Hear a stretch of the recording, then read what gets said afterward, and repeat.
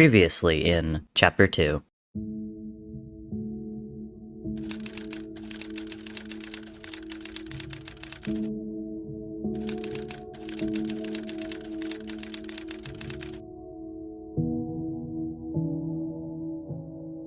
Techno fits in quite well with their little team. They leave his base after a few days, waiting for the town to settle above them. They scavenge what they can, but don't stay too much longer, all of them wanting to get out of the suffocating oddness that the town radiates. Techno explains to them that he'd been trying to study the Deadwalkers for a while now, watching them come together and sprout, taking notes about their movements and growth. He calls it a hyperfixation. Phil calls it some sort of genius. The way he talks about it reminds him of when Tubbo explains how he does math inside his head. Techno's nice. He's quiet, but when he does speak, it's often worth listening to. Either in the way of dry humor or serious suggestion, it's worth paying attention to. He and Tommy argue more often than not, while Tubbo trails along after him, rambling about things that they both share an interest in. Phil and Techno are the only ones who stay up late, and it's nice to share the responsibility with someone instead of having it all on his shoulders. While Techno's young, he's mature and knows how to survive on his own, so Phil has no problem trusting him to take watch during the night so they can both get some sleep in shifts. It also helps that he's seen Techno take down 2 Deadwalkers in one hit. It adds a bit of security to the situation for sure. Winter is coming, however, and as much as Phil likes having Techno with him, he is another mouth to feed and another body to keep warm. He finds himself up late many nights, sitting and counting the days until the most likely first snow. He keeps an eye out for animals as they walk through the woods, keeps an eye out for anything edible. They avoid towns and settlements as much as possible, knowing what probably lies in the center, and instead loot isolated houses the best they can. Their supplies take sharp declines on occasion, and it worries Phil. It worries him a lot. It worries him more than he ever lets them know. He can tell that they know, of course, but never the extent to which he worries. Never how it keeps him up at night. Never how often he carefully checks each of their bags and thinks about their rations. Eventually, he knows they have to stop. Techno knows it too, evidenced by how he slows down one day in the woods. The weather's gotten chillier, and Phil's thinking about jackets. Mostly for Tommy and Tubbo, since Phil's jacket is good for the while, and Techno has his layers from the town. We still need to find a place to stay, Techno says, trailing alongside Phil as they both watch the boys ahead of them dart between the trees. Before it snows. I know, Phil says, stepping carefully over a log and then uses a stone to boost himself over another. Techno follows suit. A house would be best, Techno points out, and Phil takes a deep breath. I know, he repeats, and he can tell Techno's getting a bit exasperated by his lack of response. Are we going to, then? He asks, and Phil stops in his tracks. He looks around, gesturing with one arm, and his words come out sharper than he had originally intended. Do you see a house, Techno? Feel free to shout when you do, and we'll stop. Up ahead, the clamor from Tommy and Tubbo is quieted. They're listening, obviously, and Phil takes a moment to breathe. After a moment, Techno forges ahead and brushes past Phil. He holds his head high, moving forward and into the woods further. Phil follows. They keep walking, the mood somber. Even Tommy and Tubbo return to them, eyes flicking between the 2 older men, and then looking at each other. Phil pretends not to notice their hands clasped together, and Techno is so far ahead of them at this point, he probably hadn't noticed at all, even if he wanted to make fun of the 2. It's starting to get dark, and Phil's contemplating stopping to make camp, when Techno reappears out of the trees, coming back to their direction.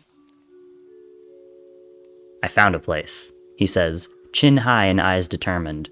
Phil stares right back at him, gray eyes meeting brown, and doesn't argue. Instead, he lets him lead the way. The house isn't perfect. It's aged and overgrown, like everything else in the world, and the street it's on has a few other houses around it. There's clearly a town in the distance, but Phil is so fucking exhausted that he says nothing about it and settles them in for the night. He lets Tommy and Tubbo both split what's left of their green beans, and says nothing when Techno rolls out his blankets on the couch and lets Phil have the bedroom. In the morning, he leaves the 2 younger boys to sleep in. He's up early, not having slept much the night before, and Techno shuffles outside awake a little after he does, bleary and quiet. Phil sits on the stairs of the front porch, and they're quiet for a while as they watch the world wake up. The sun rises, banishing the chilly cold from the air for the most part. When Phil starts to hear noises from inside the house, evidence of Tommy waking up Tubbo, that's when he speaks. "We'll stay," he says, and Techno stiffens a bit beside him, like he hadn't expected him to speak at all. "Here." "Are you sure?" Techno asks, and Phil presses a hand to his forehead, rubbing at the space between his eyes where the pressure's often the worst. He's never sure of anything anymore, his head spinning with possibilities and worries and stress and anger. But he doesn't say that. He can't. "I'm sure," is what he says instead, staring at the sun until his eyes burn. Unless one of the houses across the street has more than 2 bedrooms. Techno laughs out loud for the first time, and Phil feels some small part of himself relax. They do end up relocating. Tubbo discovers a hole in the upstairs floor when he nearly falls through it, and Techno comes back from scouting with a report that one of the houses across the street is in much better shape and has 3 bedrooms, more than enough if Tommy and Tubbo were willing to share. So they roll up their blankets and pack their things for the last time, hopefully. At least until next spring.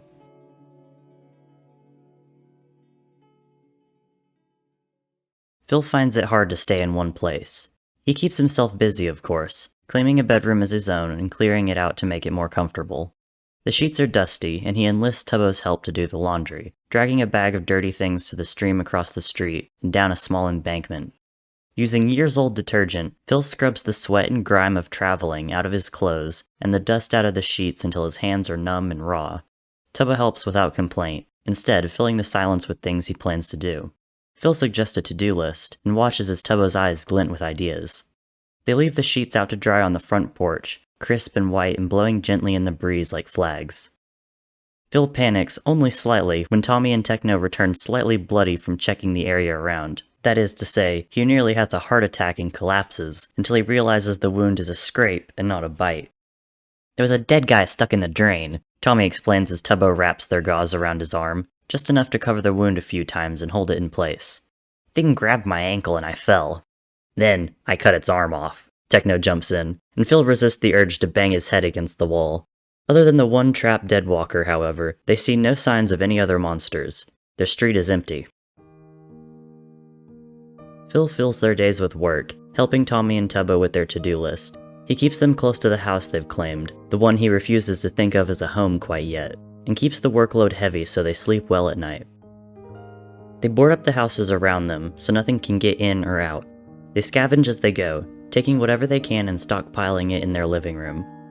Tommy and Tubbo finally sport winter coats that somewhat fit them, with gloves and scarves waiting in the living room for when they're needed.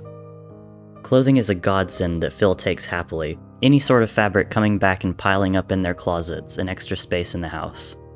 Before long, it almost seems cluttered with the sheer amount of things Phil has found and thought to be somewhat useful, or just simply wanted to take for the sake of taking. Techno scavenges with them as well, but after some time, he heads out on his own to look around and explore the area surrounding them. He doesn't go into the town. Instead, he goes into the woods, and often enlists Tommy to come out and help get firewood, stacking it in the backyard and covering it with a tarp. By the end of the first week, there's so much there that there's not enough tarp, and Techno chooses to store what's left on one side of the kitchen. They talk about plans for the winter over their meals after the sun goes down, about food and supplies and rationing. It's a major worry of Phil's, but Techno says one night for him to not chew on his nails so much as he does, with a strange glint in his eye. The next day, he starts bringing back as many birds as he can possibly carry. Phil's somewhat surprised, and he recognizes a few of them, but Tubbo seems to be the most knowledgeable about their species. "This is ptarmigan," he explains, poking the bird Techno had brought back that day. "People used to eat it actually, all the time." "Well, we're eating it now," Phil says, taking its limp body from where Techno had tossed it in the kitchen. "Come on, let's learn how to gut a bird." Food is something he still worries about, though. Yes, Techno brings things back more often than not, but Phil knows wildlife all disappear during the winter. He rations their meals carefully, placing more and more food aside as the days go by. Tommy discovers an overgrown garden a few streets over, and despite the fact that many of the vegetables and plants have gone out of season already, they take what they can get. Phil doesn't know a ton about storing food like this, but he does his best with cooking and then packing it all up, cleaning out the old fridge and scrubbing it until it's clean enough to actually put food in it again, despite the fact that the electricity's gone. The fireplace in the front room becomes the main kitchen, with the regular kitchen just used for storage. It's easier to help heat the living room, so Phil tacks up a blanket in the door between the kitchen and hallway, and they all tend to end up sleeping in the living room instead of the bedrooms they've claimed as it gets colder and colder. One morning, Phil wakes up later than normal. The room is quiet, the fire from last night having burnt down to embers and left the air around them chilly. To his left, he can see the slight rise and fall of Techno's chest. When he shifts to the right, Tommy and Tubbo are but lumps under their blankets. The world is quiet and soft. The light coming in through the windows shines down on his head in an odd, muted tone. After taking a moment to sit up and feel the chill in the air, Phil slips his socks on and then pushes his way into the kitchen. It's even colder in there, and when he opens the back door, he can clearly see why. Snow coats the ground in a thin but even layer, the sky gray with the promise of more. Despite the serenity of it all, dread rises in the pit of his stomach. He sits on the back doorstep for a while, until he hears the rustling of someone waking up, and moves to go back in. Tommy and Tubbo are delighted by the snow. They don boots and 2 large jackets and gloves and scarves, and kick around in the few centimeters of white fluff until it's nothing but slush. Techno refuses to engage, that is, until a handful of grimy, muddy muck is thrown his way. From there, it's an all-out war, which Phil is unfortunately dragged into. By the end, however, he's laughing. Worries pushed to the back of his mind as he ducks behind a tower of firewood to avoid a slush ball hitting him and making the mess worse.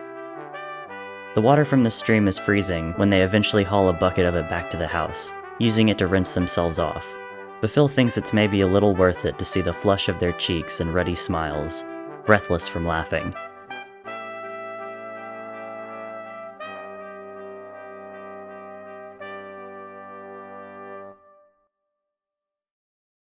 Snow is weird where they are. Before everything happened, back when Phil lived in a warm flat during the winter, and Tommy and Tubbo had parents and school and lives, and Techno was in America, it didn't really snow.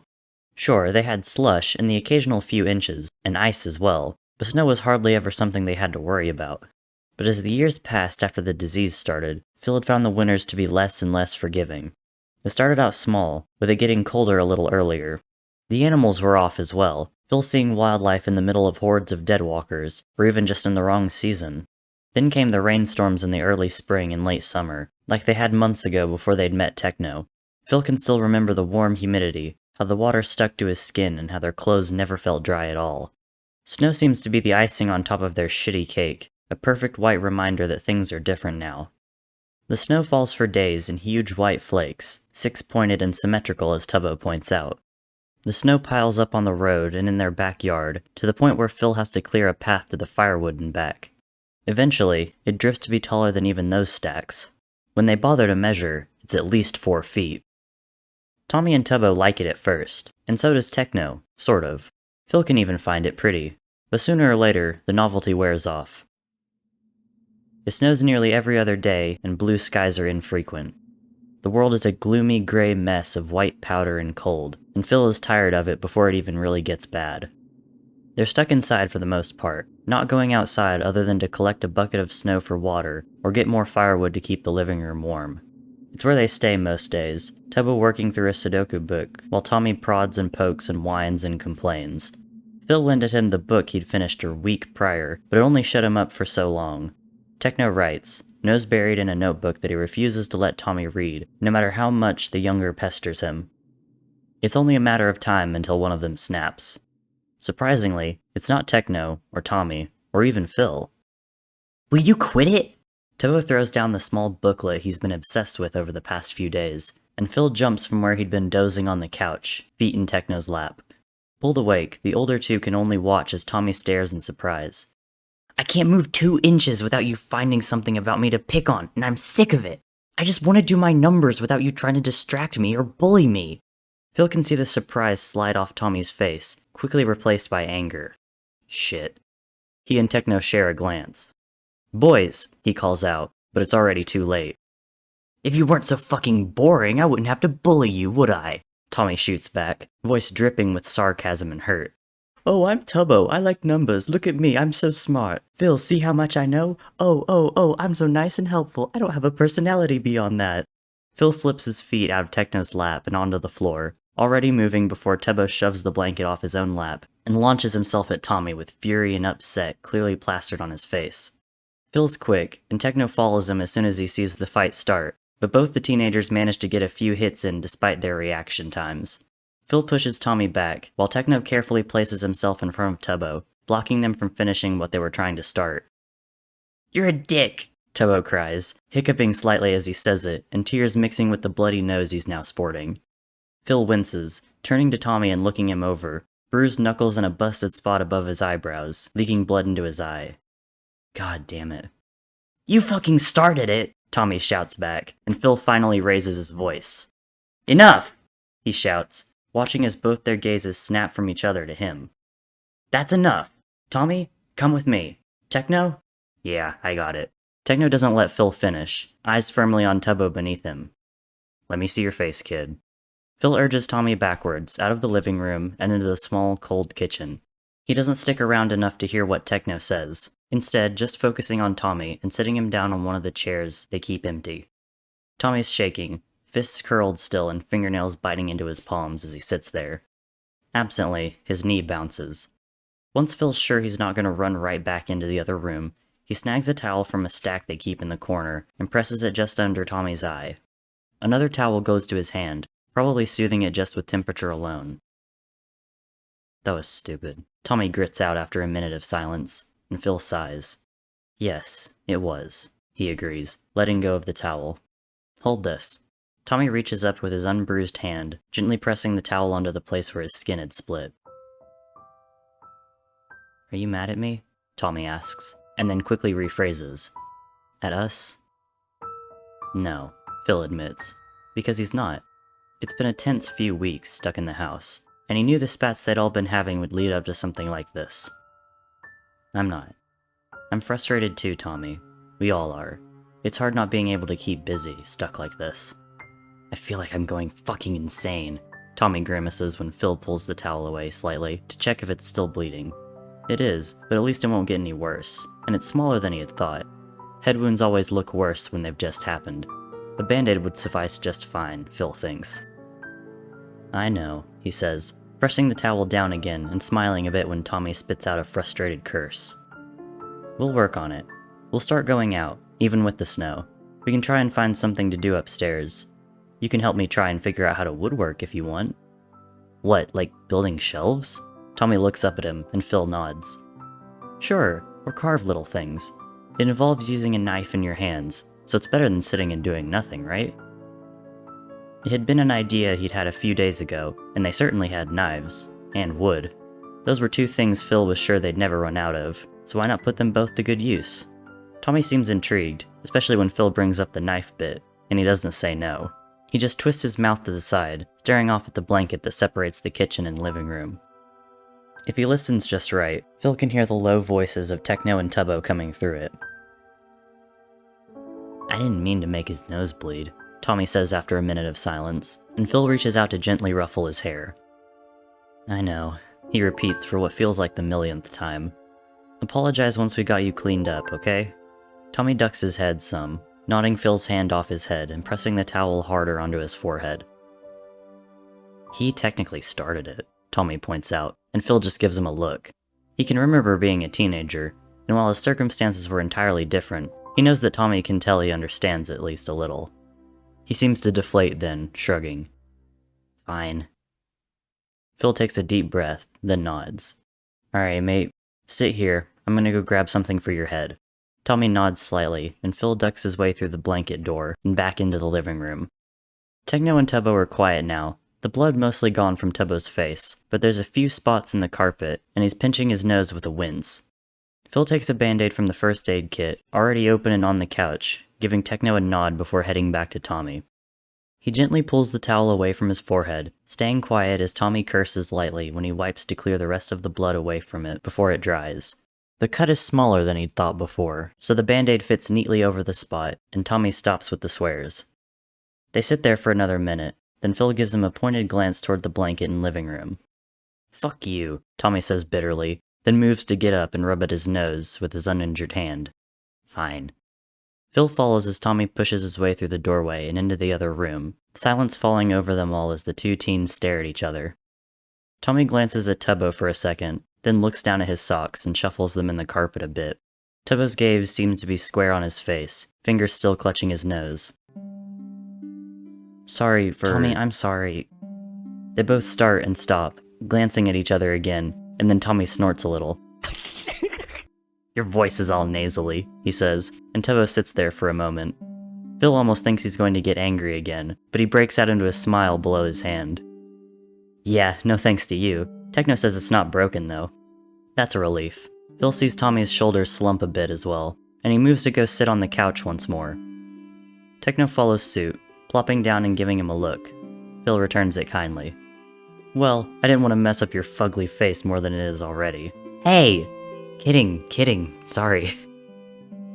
Phil lets the good-natured bickering wash over him like a balm, and Techno absently messes with a section of his own hair as he watches them go back and forth. Phil thinks maybe haircuts should be added to his to-do list. They all look shaggy, and Techno's roots are growing in. Phil wonders if they've got any dye left, since the other had insisted on keeping his hair pink as long as possible. Tommy alright? Techno asks after a couple minutes of listening to them make up, voiced low and casual enough for Phil to know he wants mild privacy during this conversation. He nods. Yeah, physically and emotionally, I think.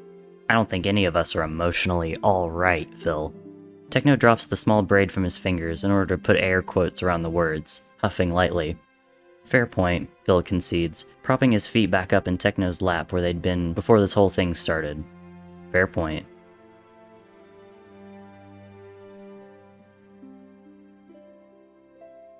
Techno goes outside more often than any of them. He disappears early in the morning and doesn't come back some days until the sun is nearly setting, and Phil is biting his nails down to the cuticle with anxiety. Occasionally, he comes back with things. Sometimes it'll be useless little items, things he hands over to its respective recipient and says nothing else about. Sometimes it's food, cold cans of various items, the occasional spice bottle, and once, a bag of rice. These little food presents come less and less, but Techno still goes out. Sometimes he'll bring Tommy or Tubbo with him, or both, but they'd never stay out as long during those days. Phil prefers to stay in the house, whittling wood down into shapes that get more and more recognizable. One night, after Tommy and Tubbo have fallen asleep in a pile, and the fire has gotten low, Techno pulls his backpack over and motions for Phil to come look. Inside are some ribbons, the kinds you'd find in a party store, still in their package.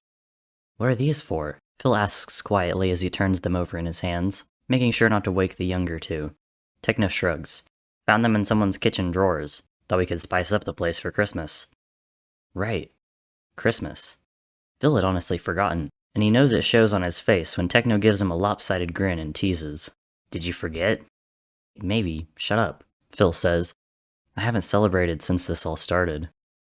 Maybe it's time we do, Techno says, zipping his backpack up and letting Phil hide the ribbons somewhere else, where they'll take up less space.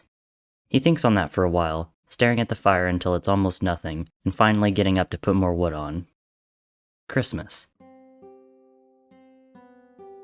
There's no way to tell what day it is, really, so Phil chooses a random day in the middle of the cold. He digs out more rations than usual, Techno taking both Tommy and Tubbo out in the snow for a bit to give him time to prepare. Up goes the ribbons, decorating the living room in festive color, and Phil raids the mostly untouched hall closet in the house for any other decorations. Sat in the bottom of the box labeled Christmas in scrawled Sharpie is a picture frame. He lifts it out with care, unwrapping the faded newspaper from around the gaudy reindeer and Santa frame and stares. The family looks back up at him. A father with a beard, a petite mother, and two little girls standing in front of them. They're all dressed up in winter clothing, staring at the camera with bright smiles and happy faces. Quietly, Phil wraps the frame back up and puts it back in the box, then back into the closet in the hallway. He heads back to the living room they've claimed as their own, and continues wrapping the hastily prepared gifts.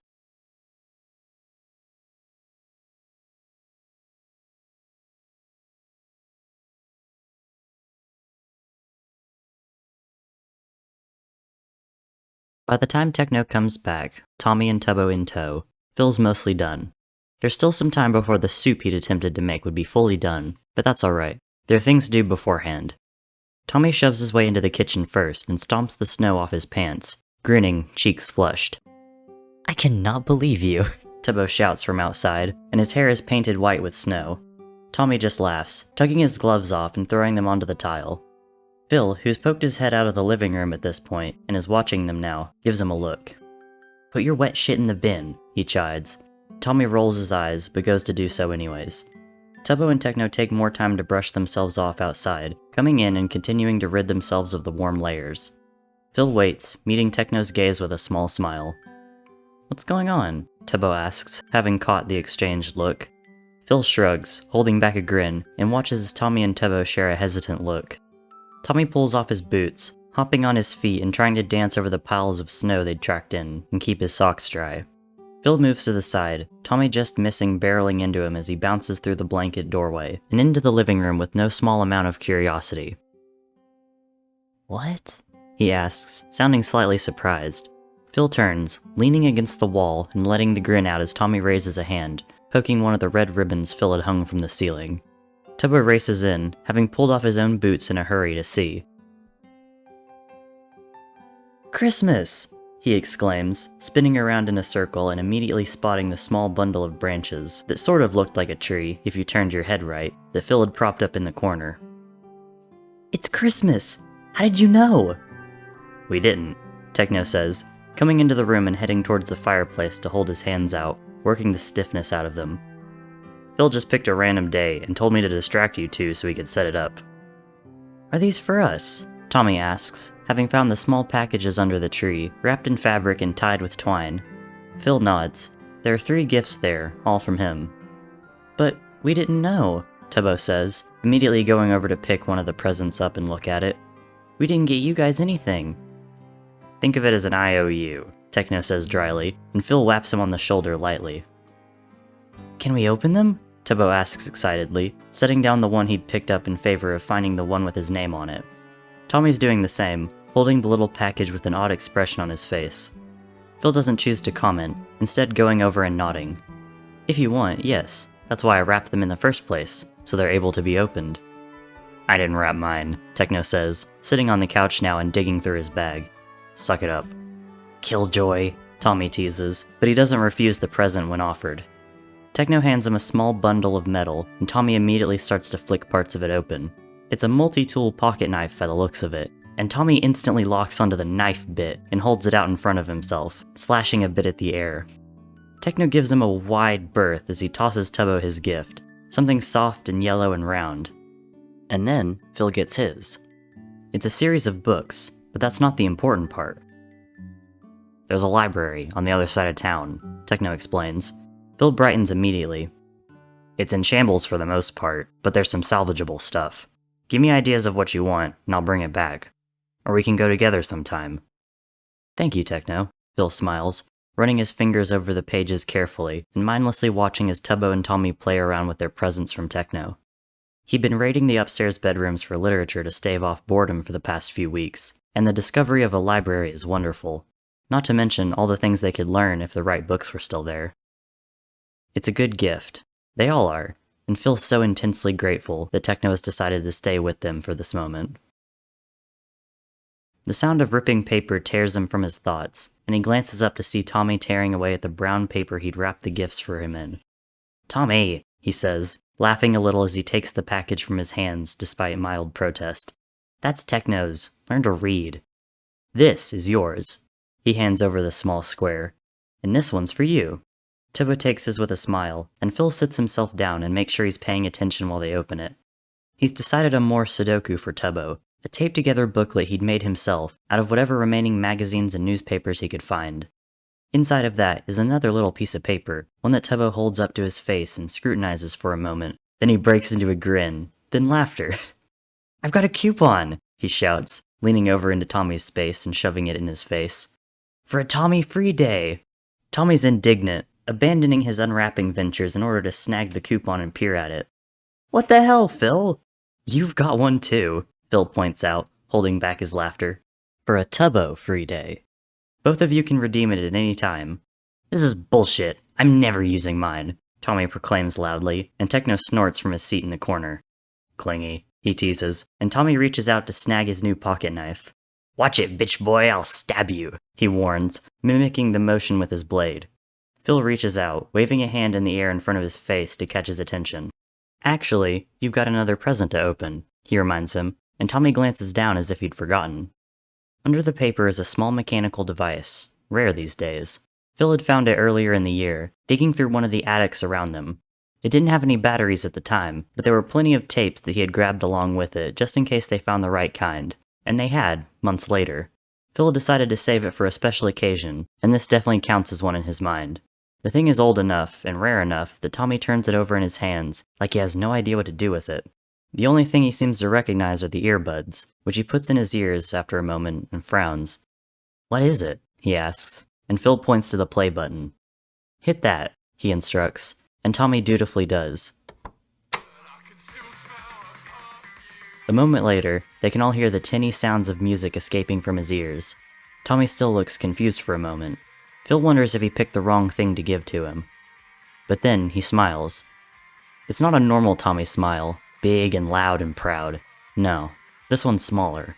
The smile that Tommy usually reserves for when he thinks it's just Tubbo and himself.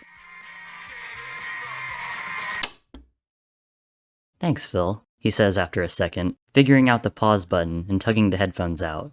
Phil grins. You're welcome, mate. Share it sometime, yeah? Yeah, alright. Tommy's fiddling with the machine now, enough so that Phil can turn his attention over to Techno. He's already opened the present and seemingly inspected it based on how it's just sitting in his lap now. Tommy and Tubbo ignore them in favor of messing with the buttons and trying to figure out the earbuds, and Phil's grateful for the relative quiet. He nods down to the jacket that's lying in his lap. It's red, a fuzzy collar and the lining inside made of soft white fabric that Phil had ripped off some carpet a house or two over. I thought you could use a change from the usual dingy color scheme, he teases, watching as Techno runs his hand absently over the soft collar. Wow, thanks, he deadpans, lifting the jacket up a bit and eyeing it. Did you make this thing from scratch? No, I just relined it and put the red on the outside, Phil explains, reaching out to show him a few spots where the original coat managed to shine through. He's not the best at sewing, but he's by far the most competent at the skill out of all of them. I like it, Techno admits, setting it down again in his lap, but his fingers never leave the soft fuzz. Also, thanks for the coupon. He holds up a scrap of paper identical to Tommy and Tubbo's, the words scrawled across it declaring a coupon for one child-free day. They grin at each other for a minute, holding back the laughter as much as they can, before Phil finally cracks. You're welcome, mate, he says as Techno chuckles, both of them glancing back to where Tommy and Tubbo are sitting, eyes locked on the tape deck, music quiet and tinny, but there. It mixes with the sounds of the fire, crackling in its corner, and the soft pops of the wood as it burns and chars. The room is warm and full of color, their dinner making the air smell like vegetables and food, and something hearty to fill their stomachs with. Christmas ends with them bundling up for bed, laughing and happy and no tension between them as they listen to the sounds of the wind outside. Winter might not be so bad if they can have days like this, Phil thinks, staring at the blacked out windows and still smiling, even as he dozes off. And as with all things, winter comes to an end.